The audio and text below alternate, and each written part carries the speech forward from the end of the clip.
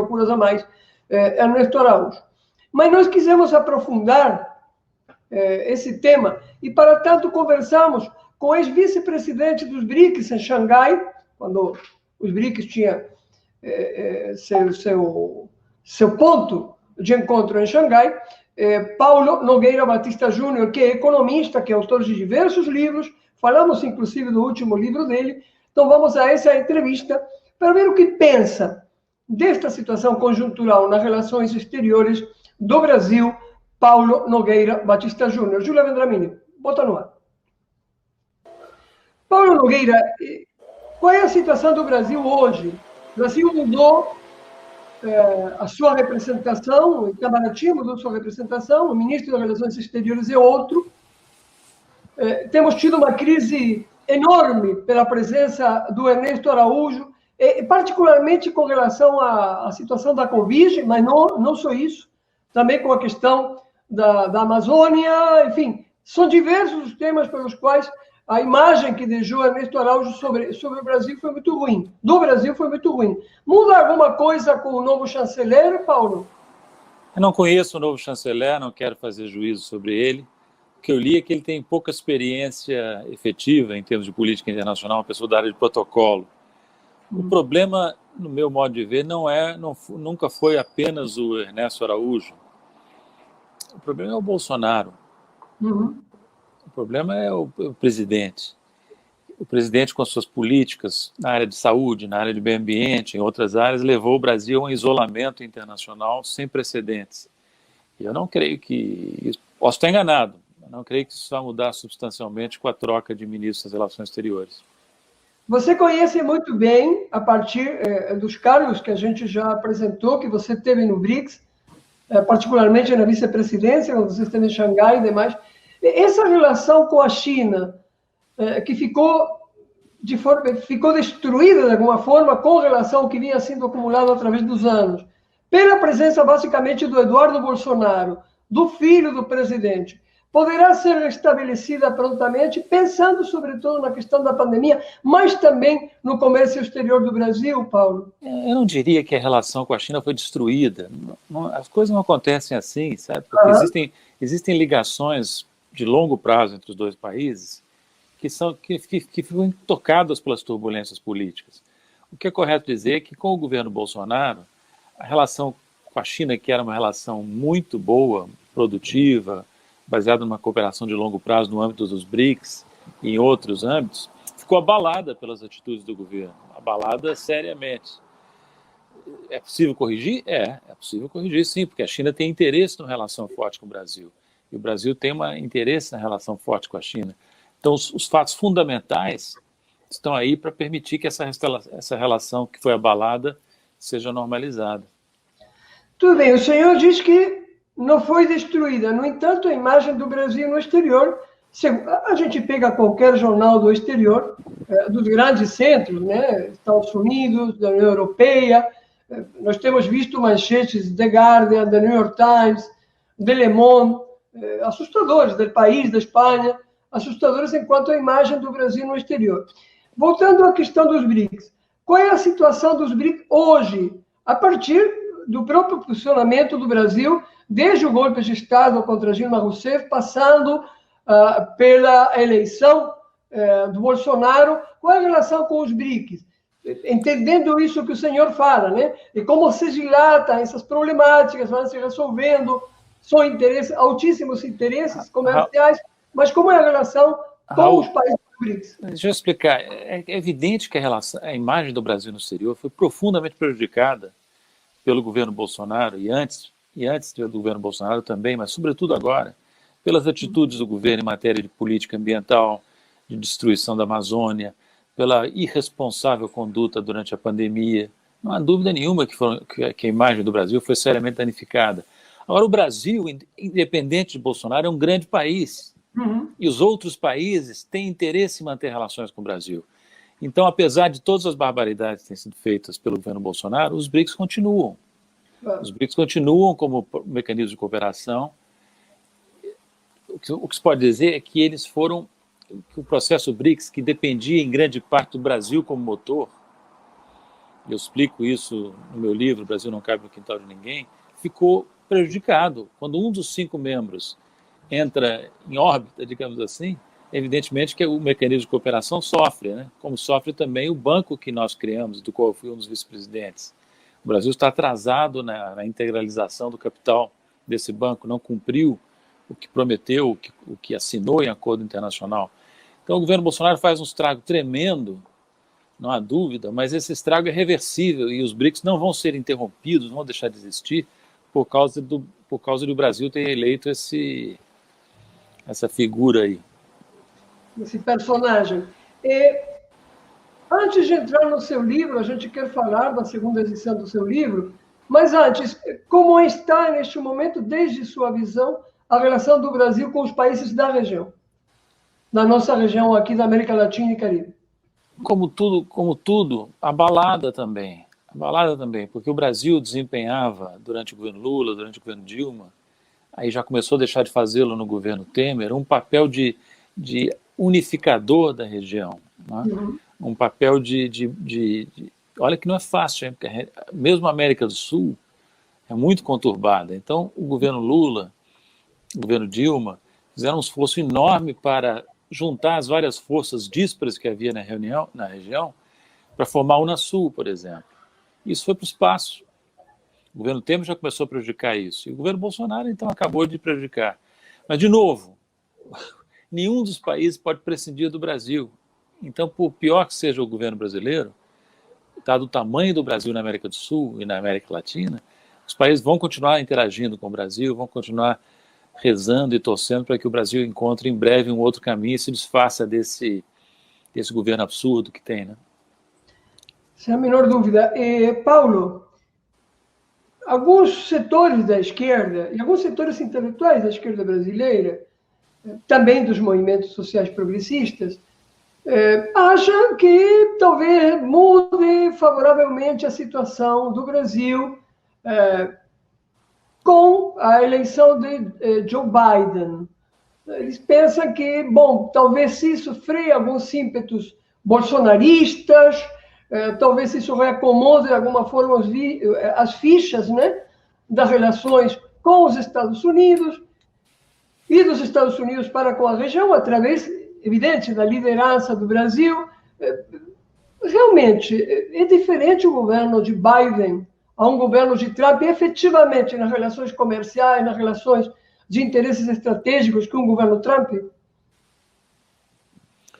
Olha, foi muito positiva para o mundo, para os Estados Unidos, para o Brasil, a derrota do Trump, que era um presidente altamente problemático, nocivo mesmo para os Estados Unidos e para os países que interagem com os Estados Unidos. Para o Brasil foi especialmente importante porque deixou esse presidente que nós temos, nocivo também, sem um ponto de apoio no exterior, que era a relação com o Trump, né? Veja que durante a presidência Trump, o que fez o governo Bolsonaro? A relação Brasil-Estados Unidos era uma relação em que o Brasil fazia concessões unilaterais aos Estados Unidos em troca do apoio de Trump a Bolsonaro.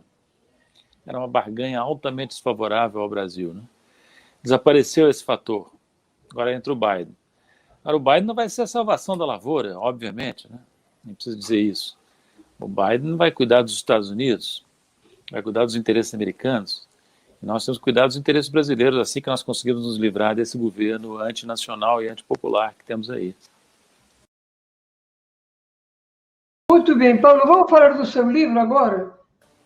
Ele já está na segunda edição num país onde é muito difícil publicar. O Brasil não cabe no quintal de ninguém. Vamos a essa primeira frase, ao título, o nome do livro. O que significa? Por que o Brasil não cabe no quintal de ninguém? Porque é um país continental, por seu potencial econômico, cultural. Por que não cabe? Para quem não conhece o livro, para quem não tem tido contato com a primeira edição do livro. Paulo. Raul, é o seguinte, é que o Brasil é um dos poucos países do mundo, é um de apenas 5 países que integra as listas dos 10 maiores PIBs, das 10 maiores economias, das 10 maiores PIBs, das 10 maiores populações, das 10 maiores territórios, entende? São 5 apenas. Brasil, Rússia, Índia, China e Estados Unidos, que estão ao mesmo tempo entre os 10 maiores PIBs, os 10 maiores territórios e as 10 maiores populações.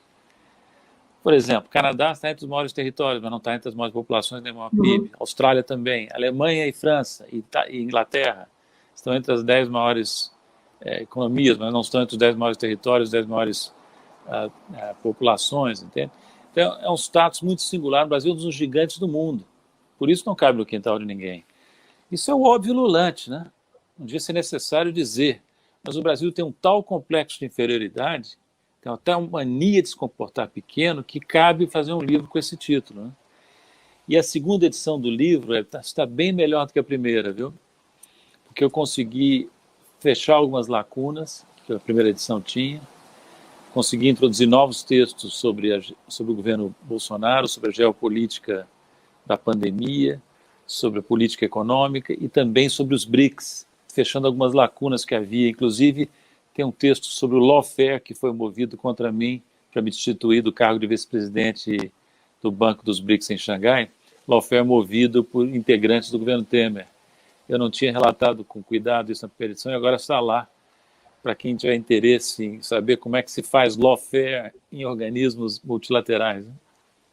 Quando você estava por apresentar a segunda edição, a Rita Coitinho, que é uma amiga comum nossa, a Rita Coitinho me perguntava que ter escrito agora o Paulo para esta segunda edição. Você já está comentando que houve uma série de ajustes, mas entre a primeira edição e a segunda, do ponto de vista geoestratégico, o que mudou no mundo nesse curto período de tempo, Paulo? Bom, a primeira edição foi escrita antes da pandemia. E a pandemia alterou drasticamente o quadro mundial, né? Não mudam os valores fundamentais que eu defendo no livro, da primeira para a segunda edição. O nacionalismo, a necessidade de defender os interesses brasileiros, a necessidade do Brasil se encarar como uma grande nação que é, mas o contexto internacional mudou bastante. Por isso eu incluí alguns textos que tratam do Brasil pós-pandemia e da geopolítica na pandemia também. Então, nós temos que convidar as pessoas para conhecer essa segunda edição. Muitos já conhecemos a primeira, tem que conhecer a segunda edição. Paulo, antes de concluir, o que está acontecendo no Brasil agora é um escândalo cada semana. Ontem nós tivemos mais um escândalo à noite. Aliás, ontem não, domingo, que isto está sendo gravado. E no programa de ontem, o JT da Manhã, a gente abriu com esse escândalo, a gravação de Cajuru, e essa radionovela do jornalista esportivo, agora senador Jorge Cajuru, e do ex-capitão, agora presidente Jair Bolsonaro. Internacionalmente, você já tem falado bastante da imagem do governo Bolsonaro, mas internacionalmente dois fatos mexeram ontem com a imprensa internacional. As repercussões do material do jornal francês, de Le Monde, a respeito do papel da Lava Jato, que parece a serviço, claramente a serviço dos Estados Unidos. Isso é, pelo menos, o que a imprensa francesa pretende demonstrar no seu material. E esta gravação de ontem de Bolsonaro e Cajuru, que já está circulando por outros países. Essas imagens conjuntamente, Lava Jato como elemento a serviço dos Estados Unidos e da destruição das empresas nacionais, e a questão de ontem, que basicamente o desequilíbrio, o gigante desequilíbrio entre os poderes, né? O poder executivo intervém em cima, pressiona o poder legislativo para que, por sua vez, pressione o poder judiciário. Esses elementos como esses dois, quanto repercutem nas relações do Brasil no exterior, se é que repercutem, e se repercutem também nas relações comerciais do Brasil. Paulo? São eventos importantes, sobretudo para o plano nacional, né? Mas a matéria do Le Monde foi uma divulgação no exterior, num jornal de grande importância, de algo que nós já sabíamos. Nós, brasileiros que acompanham criticamente a política nacional, já sabíamos que a Lava Jato foi um escândalo judiciário, que a Lava Jato serviu a interesses estrangeiros, que a Lava Jato atropelou todos os princípios do Estado Democrático de Direito, que a influência americana ali era presente, visível. Mas é importante que isso saia num jornal de grande circulação na Europa, no mundo, como o Le Monde, porque isso traz para o exterior uma informação sobre o tipo de perseguição política que foi feita contra o ex-presidente Lula aqui no Brasil. Agora, a questão da CPI é uma questão que vai interessar, sobretudo, a nós brasileiros. É muito importante que saia essa CPI e que saia focada nos erros de emissões do governo federal. Os governos estaduais e os governos municipais, se for necessário investigar a sua atuação durante a pandemia, e talvez seja, tem que ser feito pelas assembleias e pelas câmaras de vereadores, e não em escala global pela Câmara dos Deputados ou pelo Senado Federal. Não vão, se quiser tumultuar, incluir estados e municípios, é só para esvaziar a CPI, né? Então, foco no governo federal, nos erros de emissões, e se houver necessidade de apurar responsabilidades de governos estaduais e municipais, e pode ser que haja, que se faça em nível estadual e municipal, com o poder legislativo do estadual e municipal. Muito bem, Paulo Nogueira Batista Júnior, muitíssimo obrigado por sua visita no JDT Amanhã com Dignidade. Foi um prazer, Raul. Obrigado pelo convite. Quase toda segunda-feira a audiência pode ver algum material em desacato que a Tarifa de Igreja publica ou republica de Paulo Nogueira Batista Júnior. Boa semana, bom resto de semana para o senhor. Boa semana também, Raul. Abraço. Abraço.